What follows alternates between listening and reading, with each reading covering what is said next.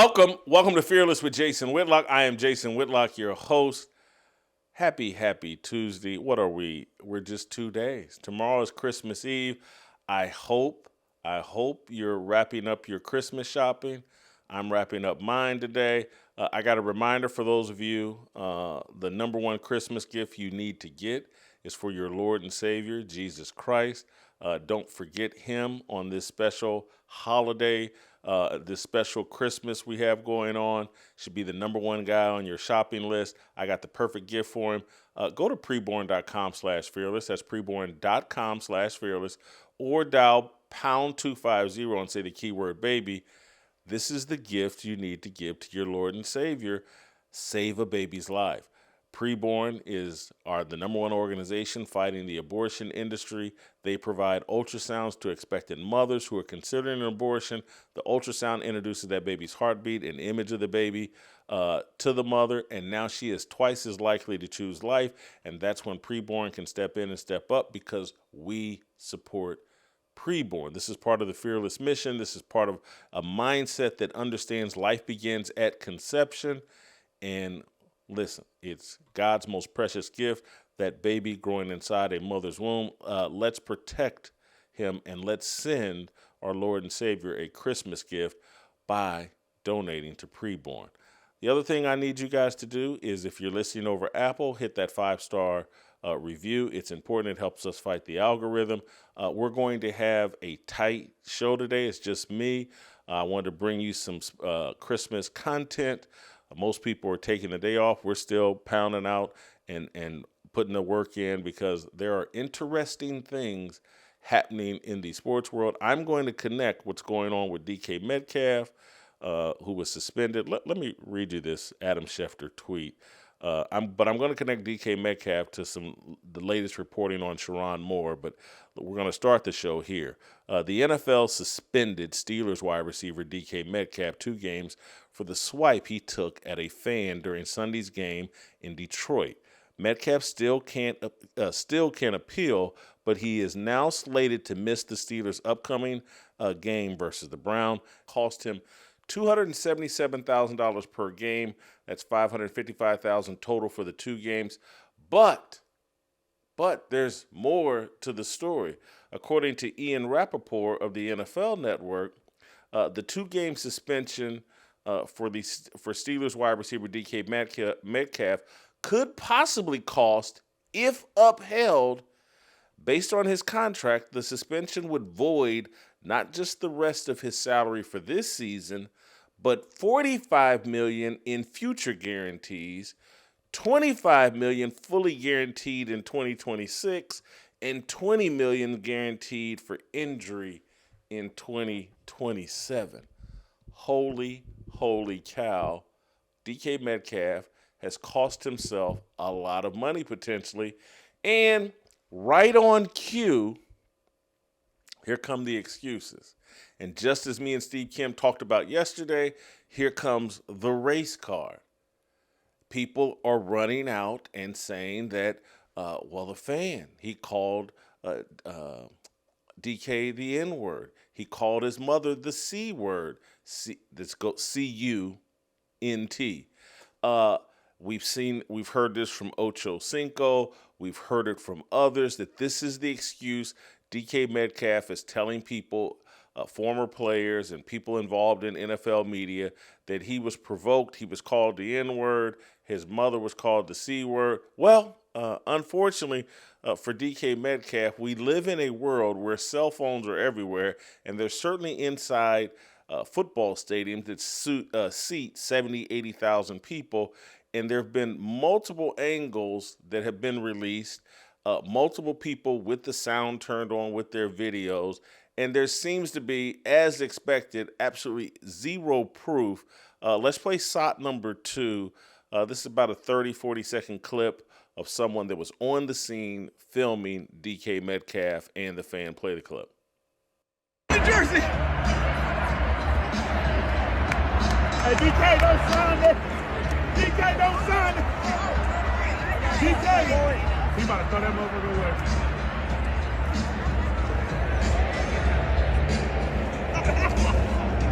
Man!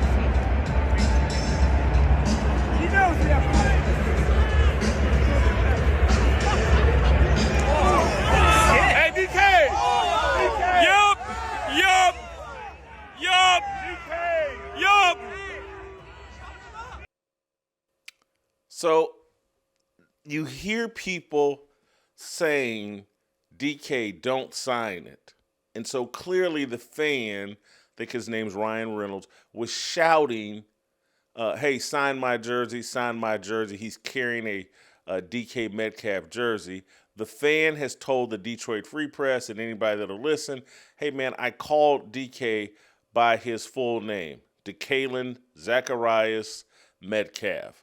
And that's what set him off. According to rumors, there's history with these two guys that somehow when DK was playing with Seattle, they played at Detroit, and DK remembers this fan. Who knows? Who knows? But the excuses are being run out everywhere. It was racist. Now there's this entire conversation about what's the NFL doing to protect the players from these vicious fans that bring their jerseys to the game and call them by their full government name.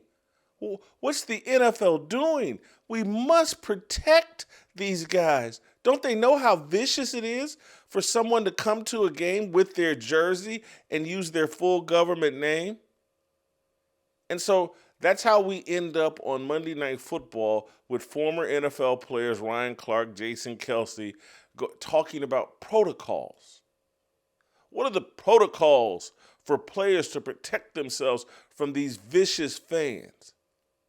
And everybody assuming that this fan had to say something so triggering to DK Metcalf. Or are we sure? I want to play you a clip. Here's Ryan Clark and Jason Kelce talking on the Monday Night Countdown show yesterday as they cape up and softly make excuses for DK Metcalf having absolutely no self-control. Play the clip.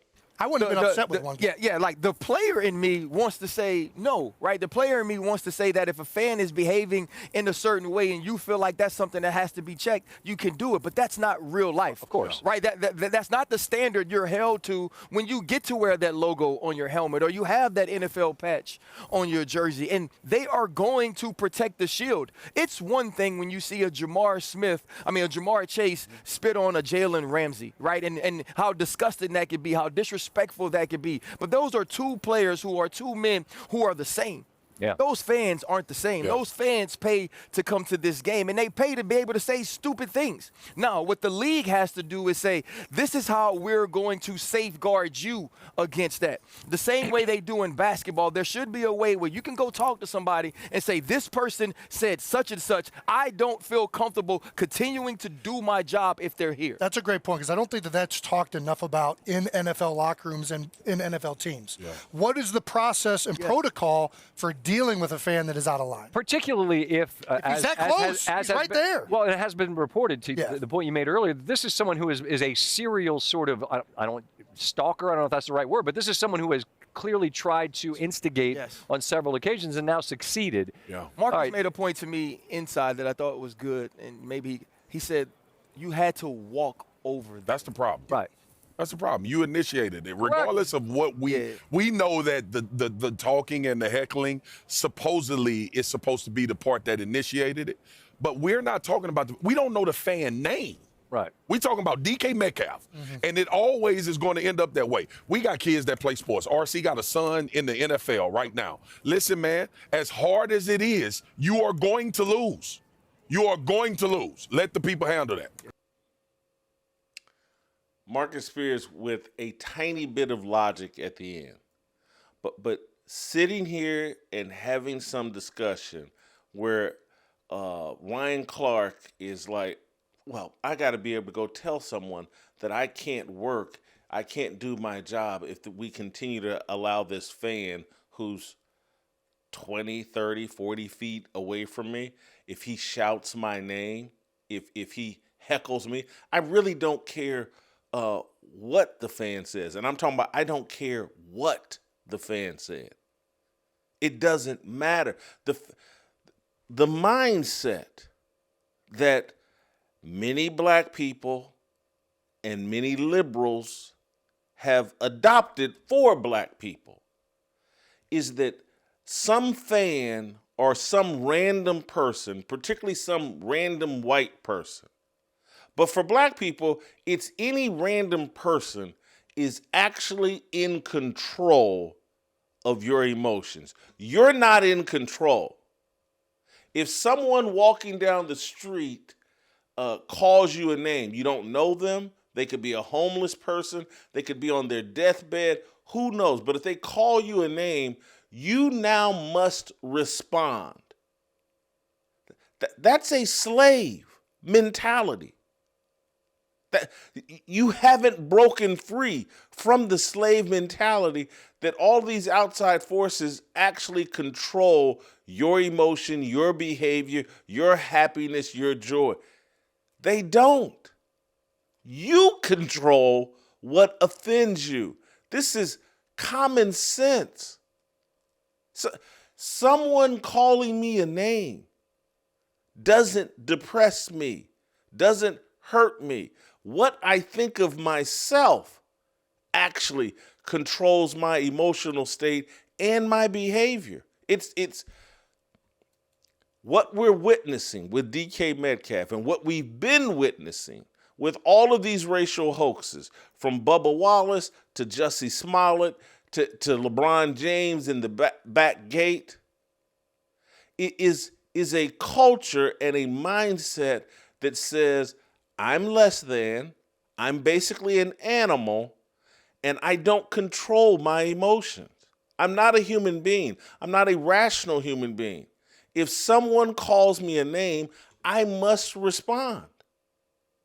I sit there and I listen to this conversation. I'm like, these people can't stand being black. They have such a low impression of themselves that, hey, we're basically animals, and anything, if someone throws me a biscuit, I'm happy. If someone calls me the wrong name, I'm upset. I must respond. They're actually in control of my behavior.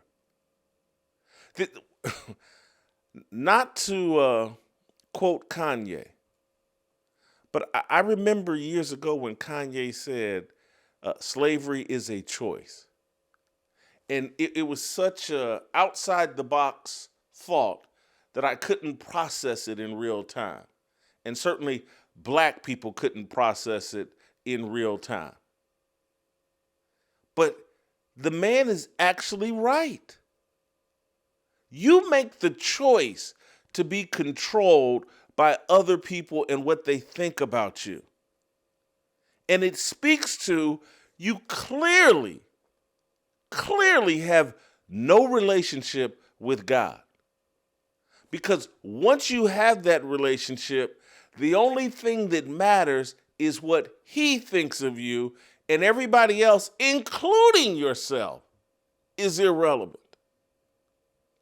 This is common sense Christianity 101 that we're failing. Because we run around with, oh man, I can't be punked. I can't be disrespected. This culture. And it's going to cost DK Metcalf, if not all these $40, $50 million, it's certainly going to cost him $200, $300, $400, $500,000. It certainly has damaged his reputation. He looks like an idiot.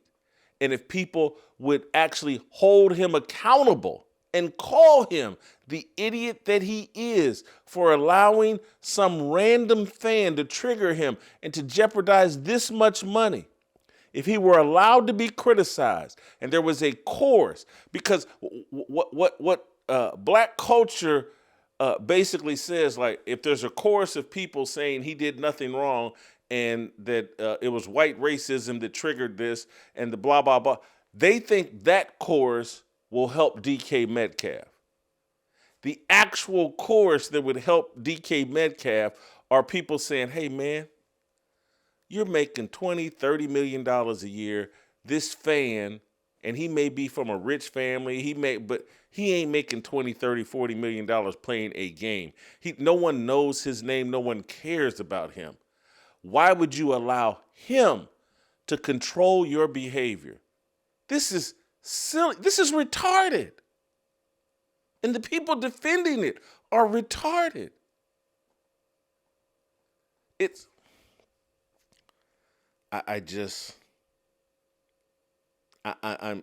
it's like I'm from outer space. I'm from a different world. I guess this is what it means when I'm just a visitor here. That I'm not of this world. That's what it means. And the fact that they're building this world and they've built this world where black people think, well, this is my get out of jail free card. If I do something irresponsible, I get to play the race card and say, well, racism made me do it. If I get to take no responsibility for my behavior, I submit and surrender to white supremacy that controls my behavior. And when white supremacy says jump, I say how high. And there are people right now, I'm sure it'll be in the chat, Whitlock hates himself. No, I don't. Not at all.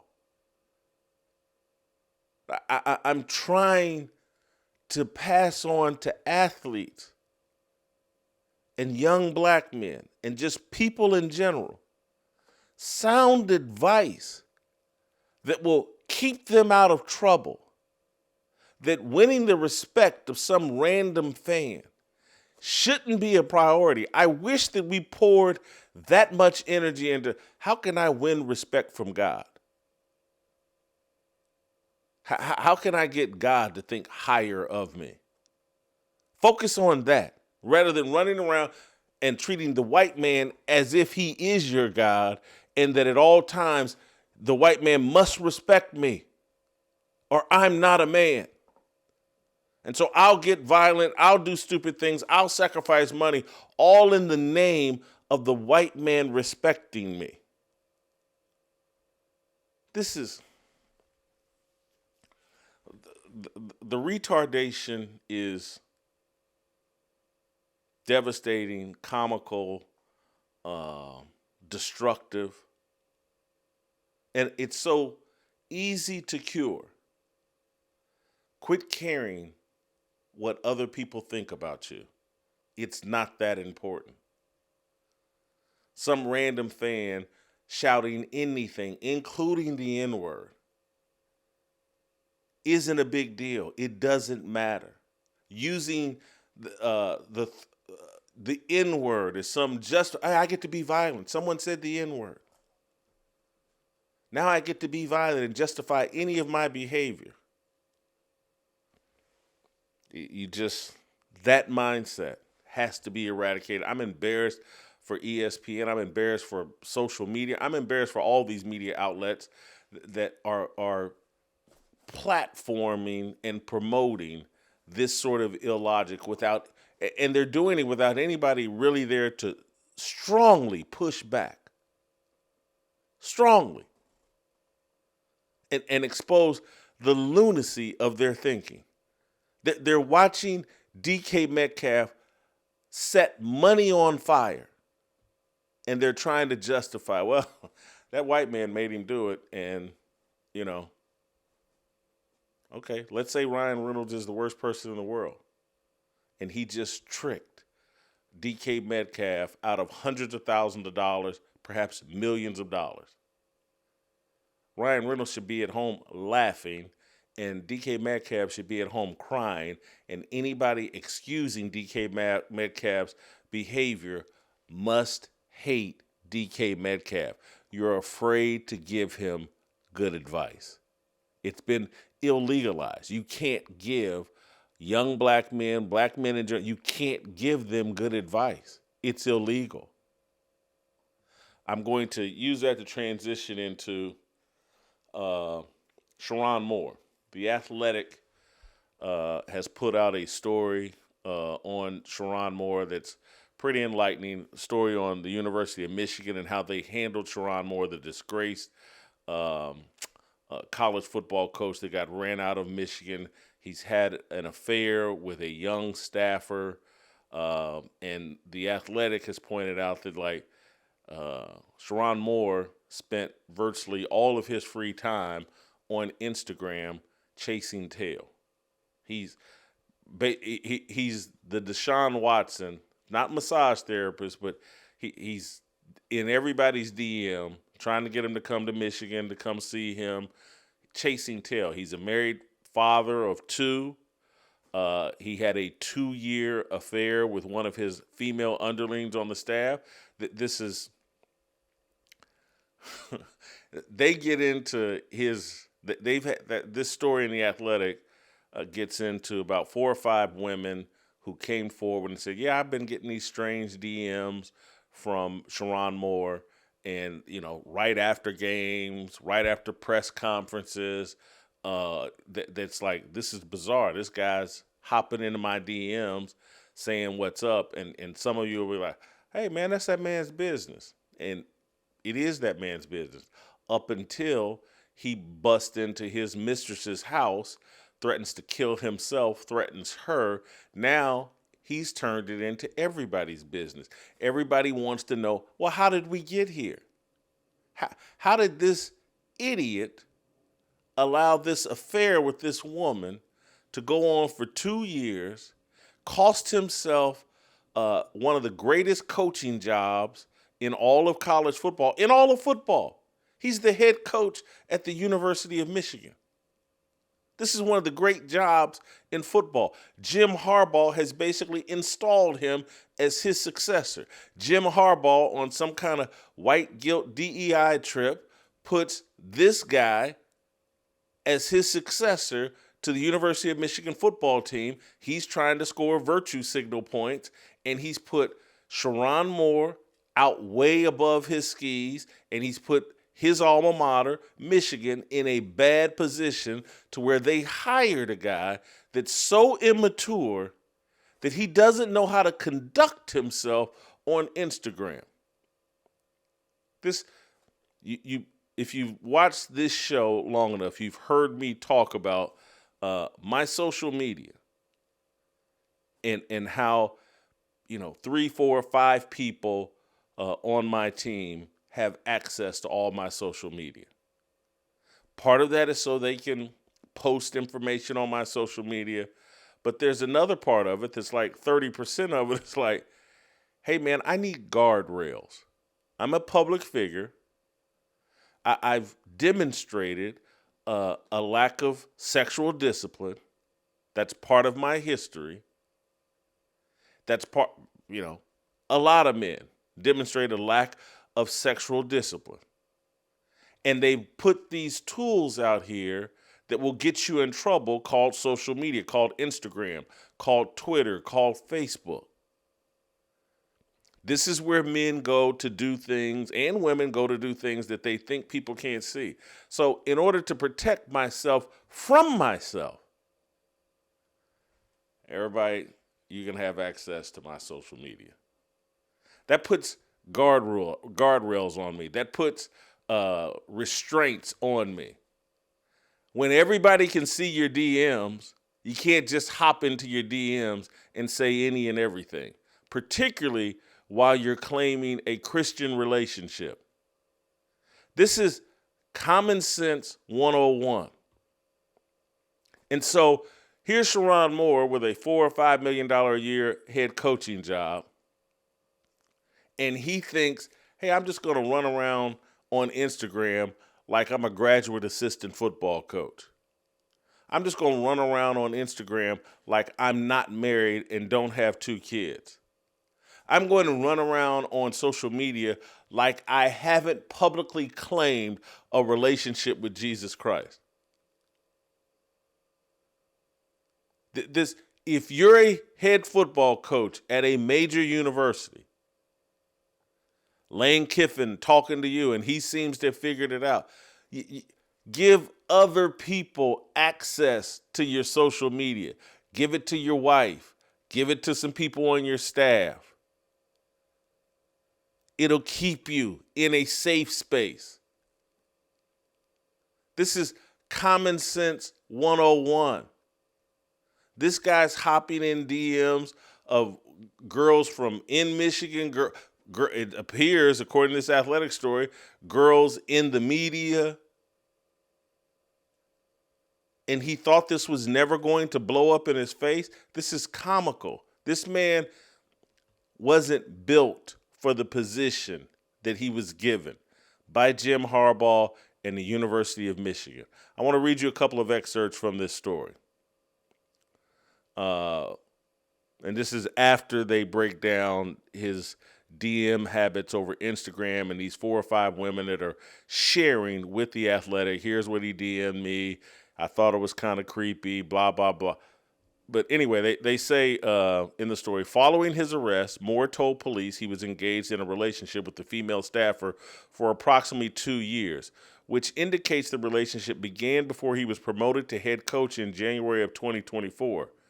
Several Michigan players lived in the same apartment complex as the staffer, and one program source recalled seeing Moore there late at night and Moore's SUV parked at the complex late at night on several occasions.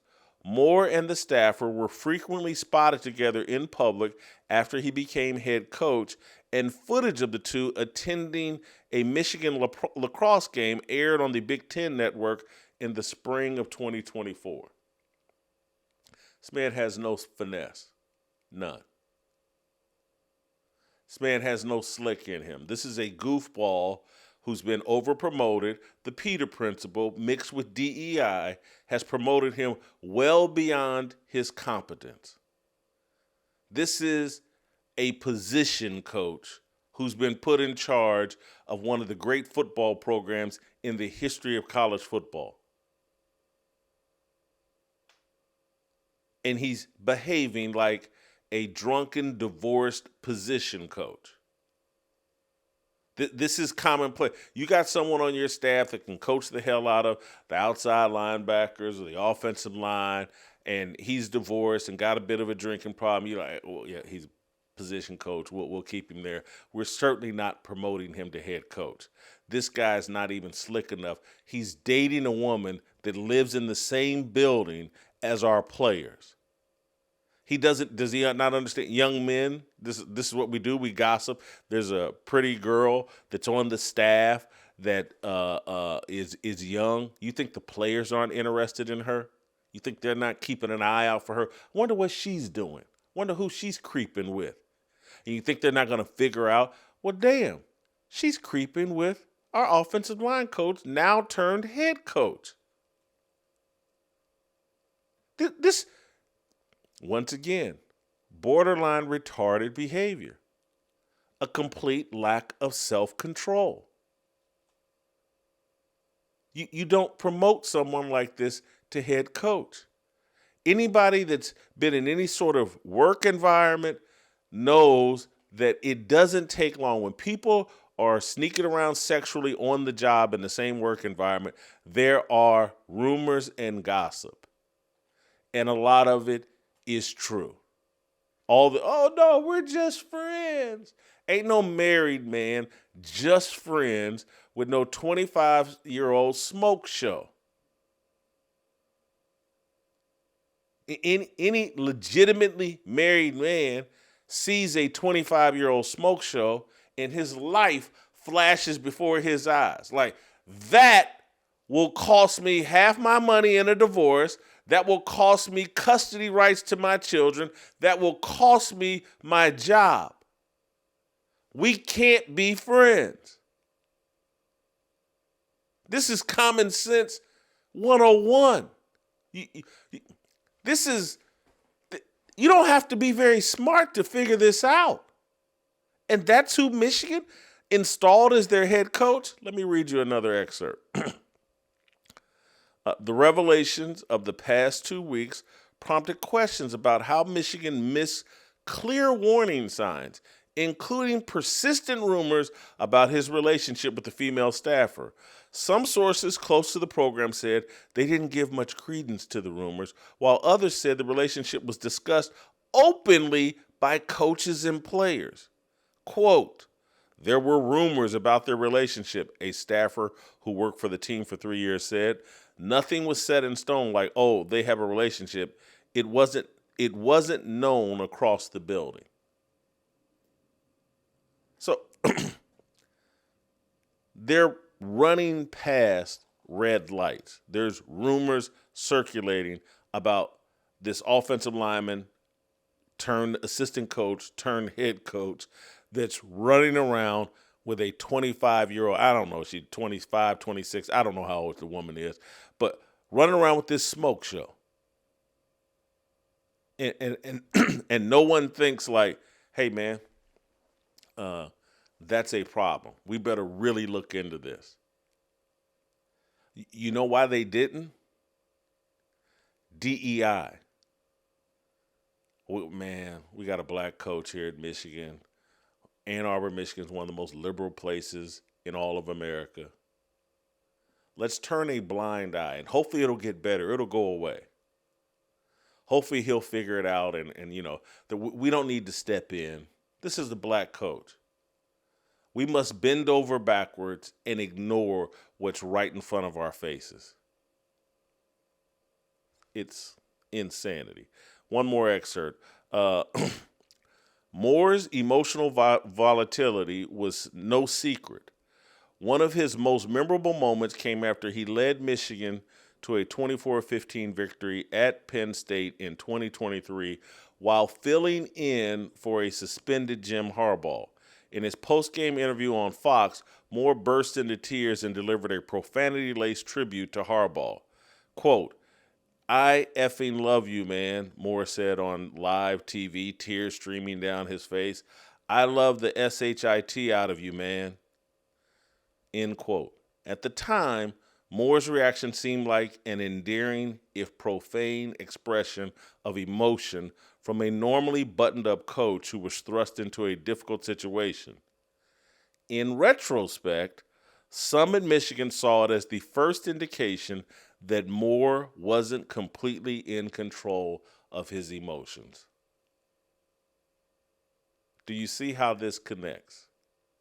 From the head coach to a wide receiver in the NFL to all these different videos we see of people crashing out, doing unbelievably stupid things because they have no control of their emotions.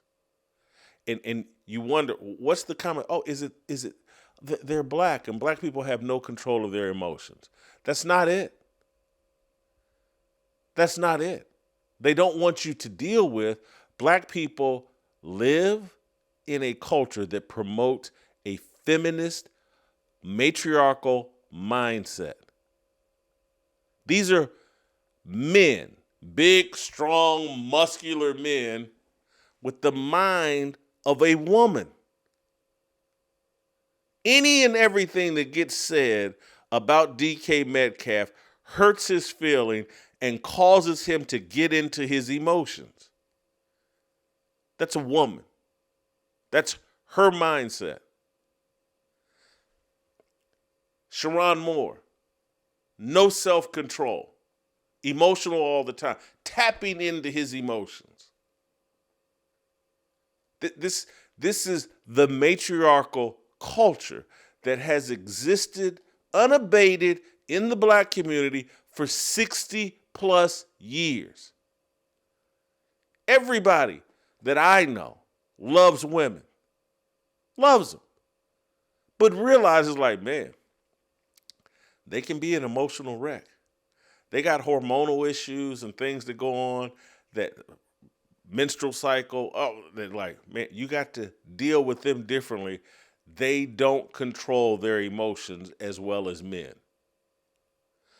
We're living in a time where that reality, that fact, is like ignored or no. Women are just like men. Women can do the exact same thing as men. Men should actually tap into their feminine side. They need to tap into their emotions and share them. You shouldn't keep your emotions bottled up. I completely reject that. The strong silent type needs to come back in style. Men need to share their emotions privately, and delicately with people that love them. And I ain't saying share it all, but if you want to express your emotions and you want to tap into your emotions, do it with a therapist, do it with your wife and kids, but every place else, we need the strong, silent types. And I'm going to say, don't share everything with your woman. She will use it against you. Let women share all their emotions. You listen to it. You try to help her work through it. But you have a different role to play in this society. If you want to be someone controlled by your emotions, get ready to experience the consequences that DK Metcalf is experiencing right now. Get ready to experience the consequences that Sherrone Moore is experiencing right now. You have to reject that feminine, patriarchal mindset that's being forced on you by a culture that wants you completely emasculated. This man has no finesse, no common sense. He thinks like a woman, and they installed him as head coach at the University of Michigan.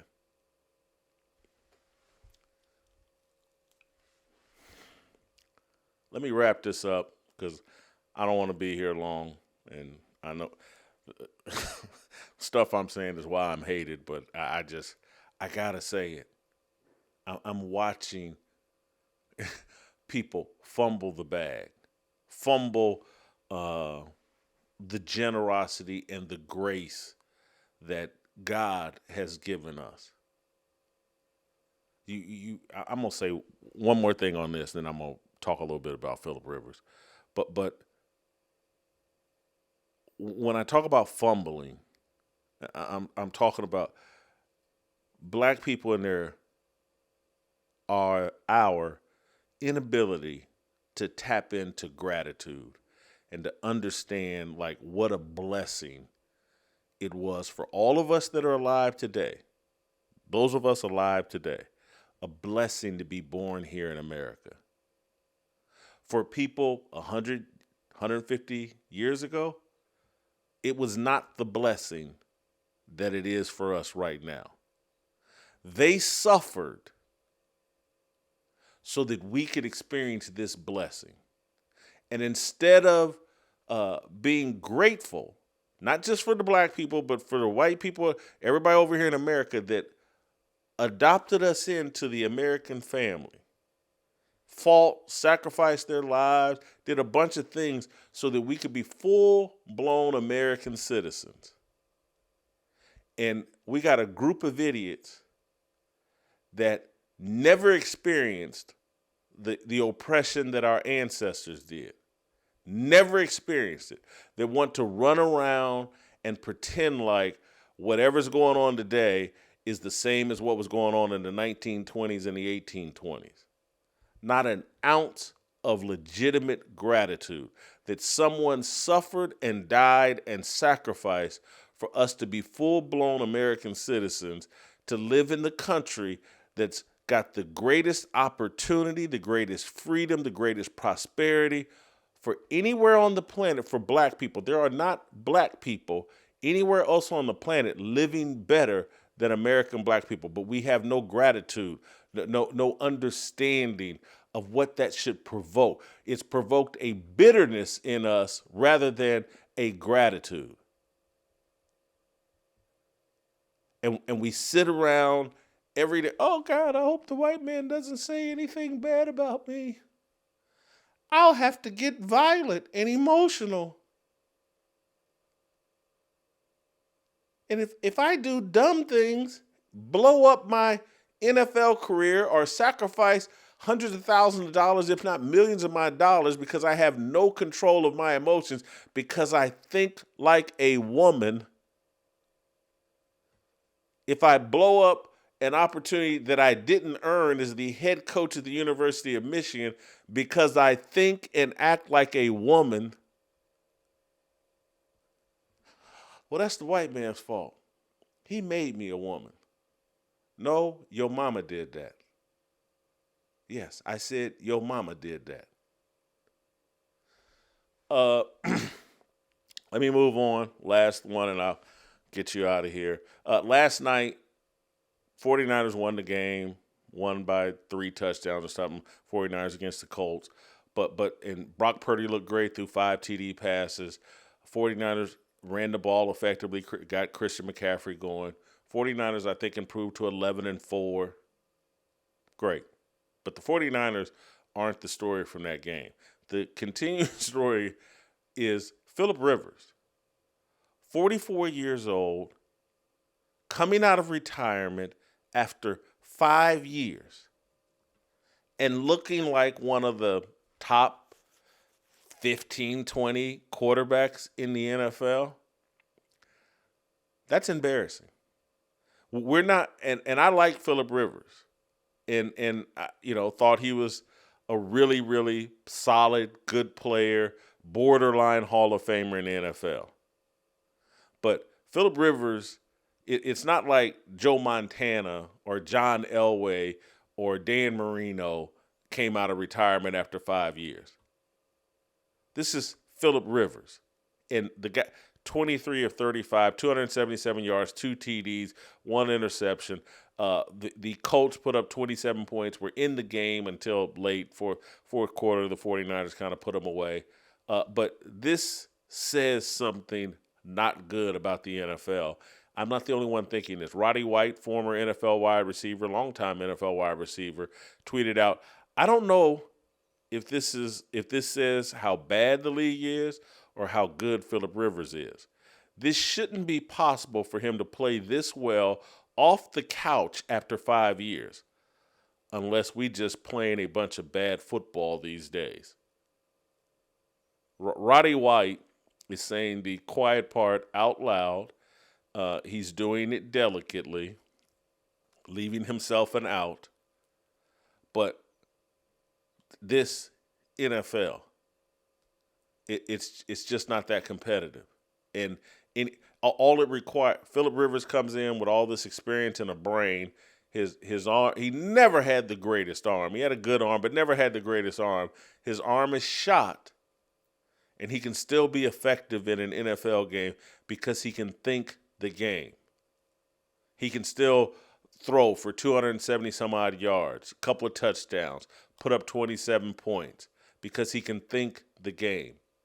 And it says something about this era of quarterback play where we've installed a lot of athletes who can instinct the game but can't think the game. I'm watching this man at the line of scrimmage yesterday orchestrate this offense, call out protections, do everything that old school quarterbacks used to do.